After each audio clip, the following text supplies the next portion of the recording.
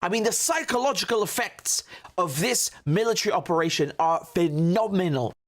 First of all, Israel's image as a military power destroyed twofold since October 7. The paranoia in the days leading up to the strike, and then the strike itself, and then after the strike. You got Israeli settlers losing their minds. Meanwhile, for the resistance, I mean, this is an enormous morale boost. Imagine you're living under Israeli occupation, and for the first time in your life, you see rockets flying at these Nazis over Nablus, over Bethlehem, over Al-Aqsa Mosque. This imagery is powerful. No one can contest that. No one. And we knew when we were watching it, we're watching history in the making.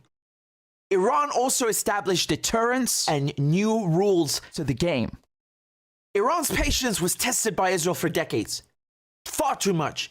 But now the Israelis know there's no messing around anymore. They touch Iranian assets, Iran is going to hit back. On top of this, Iran bolstered its international reputation on the world stage, and it put to shame those Arab countries that are doing nothing. Iran's response was also rooted in international law. This strike is legal under Article 51 of the UN Charter. This is self-defense. The Iranians gave the West, they gave the UN Security Council 2 weeks to condemn the Israeli attack, to do something about the Israeli attack, but they did nothing. Remember also, Iran drew forces and resources away from Gaza. Any attack by anyone against the Israeli occupation is going to benefit people living under that occupation. Some residents in Gaza said this was the first night in months they could actually sleep without hearing Israeli drones buzzing overhead.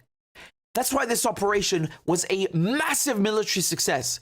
You know, responding to the embassy strike is victory, but to establish dominance and new rules of engagement or a new equation, that's playing chess. The resistance have masterfully crafted a strategy of keeping the Israelis on edge, drawing them into protracted wars of attrition and hitting them where it hurts, but without embroiling the entire region in war and giving the Israelis what they want. As a result, you got Israeli settlers running, leaving. This was the busiest day at Ben Gurion Airport since October 7th. Can you imagine? When you have a colony and the colonizers start running, that's the end of the colony. At the first sign of trouble, the Israelis rush to the airport and they whip out their second passports so they can go back to safety in their original countries. Palestinians got nowhere to go.